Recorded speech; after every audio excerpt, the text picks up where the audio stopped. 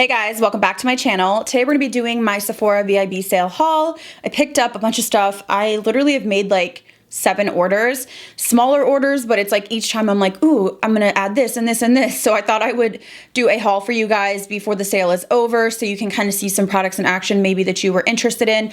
The sale ends on the 9th, so I'll have all the information down below and everybody can shop now, whether you're a beauty insider, a VIB, or a Rouge. So just wanted to kind of go over that. All the details will be down below. I'm wearing some of the products right now, so I'll kind of tell you my thoughts, and I did do some videos on some of them as well. So all of the information will be down below, but if you're new here, I would love for you to subscribe, and let's go ahead and begin. Of course, let's start off with what I'm wearing right now on my eyes. I feel like I like this look more than the look that I filmed with, but this is the new Natasha Denona Trio Chrome palette. So you can see it shifts from green to purple, just as the kind of theme is multi-chrome. And inside you do get 6 mattes on this side, 3 trio chromes, and then 6 mattes on this side. The way she has this palette set up is to kind of go in rows. And so far that's what I've done. I've only done 2 looks, as I said. So I did the green row for my video, which I will link down below. And then today I used the middle row. For today's look, I started off with this kind of mid-tone purple, and I used this all over my crease and my lid and just kind of blew it out into kind of a point. And then I went in with this shade just to soften the edges. This is like a very light kind of purple shade. I went in on the lid with the Trio Chrome, and then I used a touch, like a smidge of that, just to deepen the outer corners. And I have to say it was super easy, and I like it more than the green look that I did. Probably just placement of shadows. I do have to say that the Trio Chromes in here are just a little bit softer than I would have liked. So when you swatch them, of course, they're beautiful and they have high pigment. They're very smooth. I did notice that. So if you have wrinkly or mature eyelids and you feel like things get really crepey or textured looking, I think you would like this formula. But if you're expecting like insane flip like a duochrome, I would probably recommend like an indie brand. I did touch on the price range, and I really wish this would have been a $65 price point because I think a lot of people would have jumped on it, but for me it's a little bit pricey for what it is. I'm having fun playing with it and doing looks for you guys, but I do think that the price should have been a little bit lower. Next up is a product that I wasn't going to pick up because quite honestly I have so many highlighters, but I was trying to think like what would you guys like to see, and I'm usually on the Natasha PR list, so this stuff may be coming my way, but I want to just get it to review anyways for you guys. So I did go ahead and grab this in store when I ran in to get another palette. This is the Natasha Denona I Need a Nude Glow. So this is her new highlighter. I have to say I really enjoy her highlighters, but what made me pick this up was the texture of this, because I do enjoy kind of the ABH Amrezy, the Dior Backstage, in the sense that these are not very powdery at all. So I do prefer highlighters like this. I have to say it's very nice and blinding. I feel like it's very close to the Amrezy, meaning that I feel like it would work for a lot of different skin tones. So you can definitely build this up to be super intense, very similar again to the ABH Amrezy, but I will say this is a stiffer formula. I do have to pick and choose which brush will work. When I first tried it, I was like, nothing's coming off, and I was like, wow, I'm disappointed. Then once I used it a couple times and with specific brushes, it really did look blinding. It does feel a little bit dry, so that's another thing I want to know, but I thought I would add a little bit more just to demo for you guys. So I have the Sonia G Sculpt 2. I bought this from Beautylish, and I'm gonna really work in. This is pretty dense, even though it looks like a fan brush, but I have quite a bit of product on here. So I'm just going to apply a little bit more here. I mean, you can see it's blinding, but I just feel like you have to get the right brush. So if you pick this up or you're planning to pick it up, just know that you're gonna have to find the right brush that works for you, because it is pressed very hard, but it is beautiful. I feel like it's super glowy. If you like those baked gelée textures, like the ones I mentioned previously, I think you would really like it. Next up, I told you guys I was gonna pick this up, and I definitely did. This is the Charlotte Tilbury Airbrush Flawless Setting Spray. So this is the first one I got. I went ahead and picked up the full size.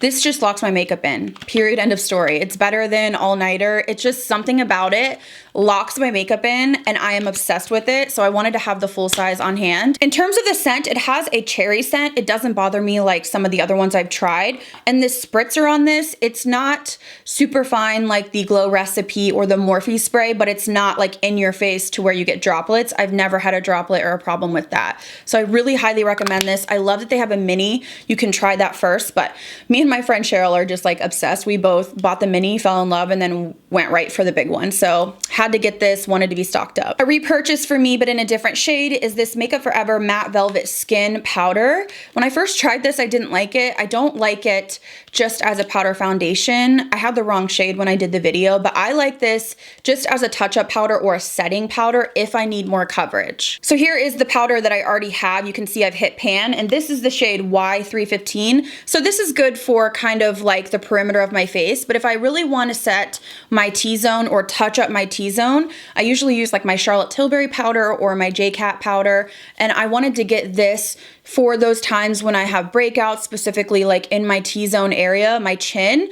This would be very helpful for me, and I wanted a lighter shade essentially. So that's really why I picked it up. This is a pricey powder, but I will say if you have acne, redness, anything you need to cover, this is very smoothing and it really does cover. It's like kind of like the Studio Fix powder from MAC. I like this even more. So I wanted to get another shade just to have for my T-zone, and then I can finish this one up just for the perimeter of my face. Another palette that I did pick up, if you missed this video, I will link it down below, but this is the new Huda Beauty Naughty Nude palette. So again, I'm on PR, but I usually just sometimes don't get stuff or it's late, so I wanted to get the video up for you guys. I'm going to try to be a little bit more just on it in terms of trying to get videos up quicker for you guys and not waiting a week or two for PR. So this is what it looks like. I know there was a lot of talk about the slippery shade because what is that? It's kind of like, what are those? Like, what is that?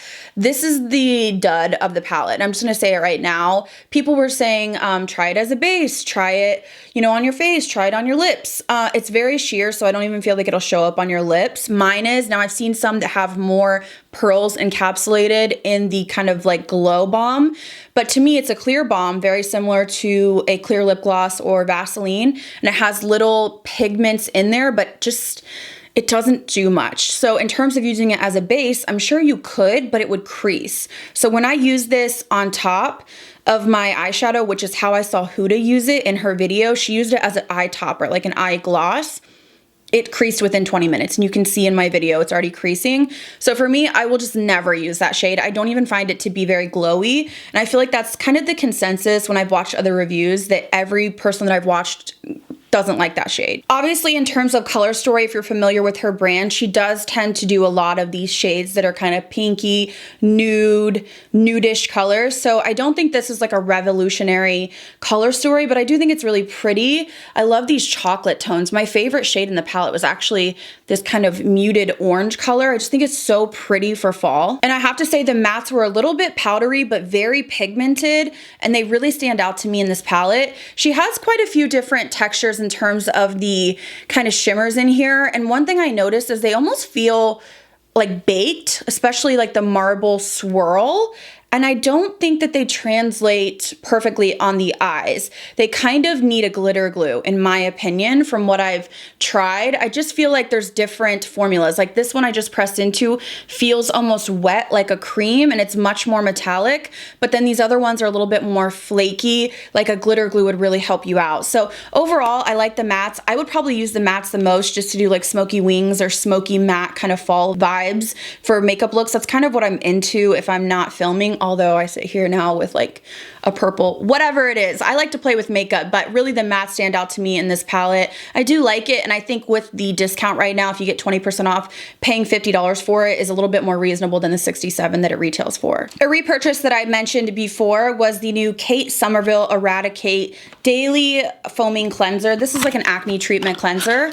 So what I like about this is since I've kind of changed my diet a little bit, my skin has calmed down in terms of hormonal acne. So what was causing most of my hormonal acne was actually diet.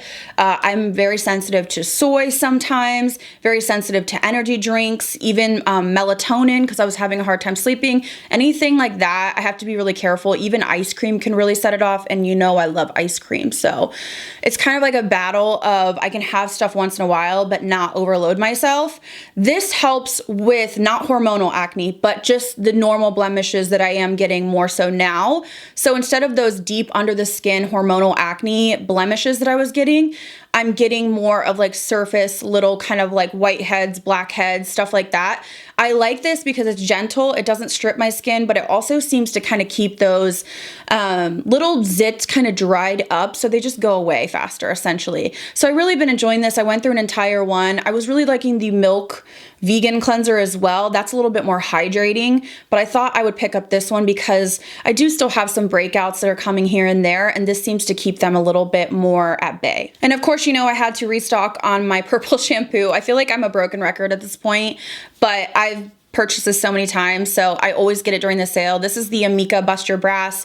This is what I use to keep my hair nice and toned, silver, not yellow. Some people that have tried it have said they didn't notice a difference.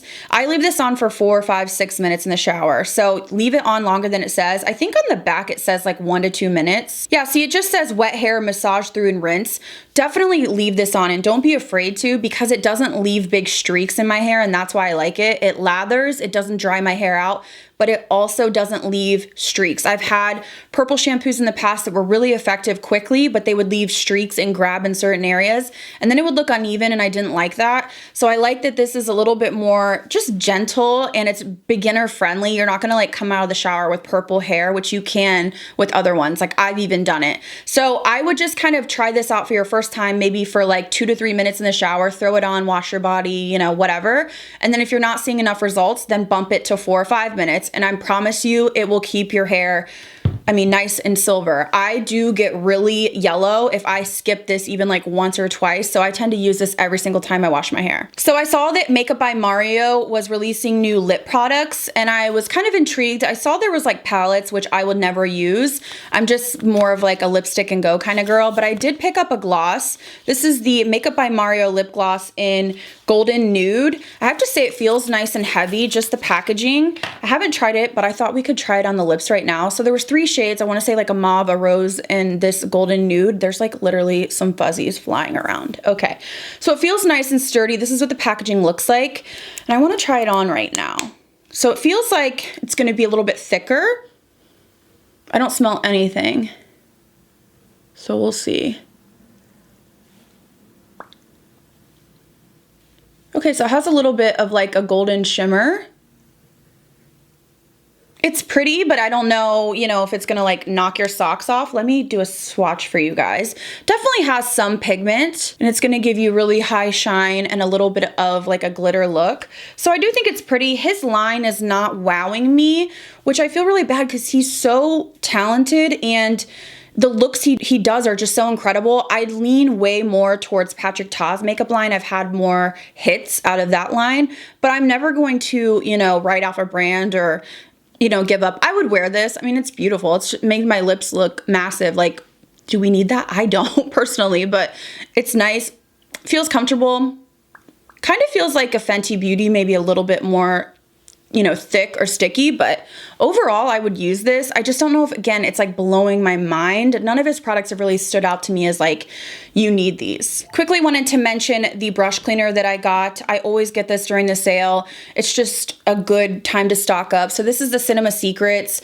I don't love the smell of this, but this is the most effective brush cleaner that I've ever used. It's 99.99 bacteria free, quick drying, rinse free. This is like a quick in between. I use this on my eye brushes a lot. So it's just quick, easy. I can get my brushes done in like 30 minutes. And I usually bulk up my brushes so that it's like overwhelming and then I do it. So this has just been the best for me. Obviously I still deep clean with like shampoo and water, but just in between I use this to keep everything just nice and clean and bacteria free. So I really enjoy this. It's just so expensive and I go through it so fast that I have to pick it up during the sale. To end this haul, I wanted to talk about some products that just aren't here yet, but they're hair products. So I'll tell you my thoughts on them. So I did buy another of the Moroccan oil. This is the dry texture spray. I really like this to spray on curls before I curl them because I have really fine hair and it doesn't want to hold. So a lot of time I'll spray this just on my hair right before I curl it, and then when my hair is all done, I'll kind of spray it throughout to give me volume. But this is one of my favorites. I don't know if you can hear, but I'm almost out of this. So I did pick another one up. It's just slow shipping because they do have to ship aerosols ground. I also did buy another product that's new to me. This is the Amika The Shield Anti-Humidity Spray and Heat Protectant. So it's kind of like an aerosol. It looks very similar to this. And I saw another YouTuber talking about how she loves to use it before she curls her hair to give her some texture, but also heat protection. So I thought it would be nice. It was $25, but with the discount, it was about 20 bucks. So I have that on the way, again, shipping ground. So if you've tried that, let me know your thoughts down below. I also did pick up one of the Way Detox shampoos. It's on the way again. I've never tried this, but it has great reviews. So essentially it's like a clarifying shampoo, and I do use a lot of stuff in my hair, dry shampoo, stuff like that. So I feel like I could benefit from using one maybe once every week or 2 weeks, just because I don't want to mess up my hair, but I do believe that this is color safe. I just really want to get the gunk out of my scalp. And I also saw some people commenting in the reviews that this actually helps with scalp irritation, which I did mention in a past video. I just have a little bit on one side and it's driving me crazy. So again, if you've tried that, let me know down below your thoughts. I just thought it would be nice maybe to just get kind of some life back in my hair, because sometimes it can be very, very limp and fine and I can't get it to hold a style. And then the last product I got that's still on the way to me is the Vib Ghost Conditioner. I got the big size. I keep this in my shower. It's just a nice light conditioner. It doesn't weigh my hair down. It's nice and moisturizing, but again, it's light, which is why it's called the Ghost. It's not supposed to be heavy. You're not really supposed to be able to feel it. It smells really good. And I just use this pretty much every time I shower unless I'm using a deep conditioner. So I kind of go back and forth. Sometimes I'll use this throughout my hair and then use a deep conditioner just right on the ends so that I don't get that kind of weighed down feeling. So this is a staple for me. I've been using it for years. I really do love Vib products. I know a lot of people don't talk about them, but my hairstylist used them and that's how I originally found them, and I've been a lover ever since. All right, guys, so that concludes my Sephora VIB sale haul for this sale. I'm sure I might buy a couple more little things, but I really wanted to talk about everything I got before the sale is over in case you wanted just swatches or my opinion on some of the products. Let me know down below what you guys picked up. I will put the information on when the sale ends because I know it's very soon. So thank you guys again so much for watching. I'll see you in the next video.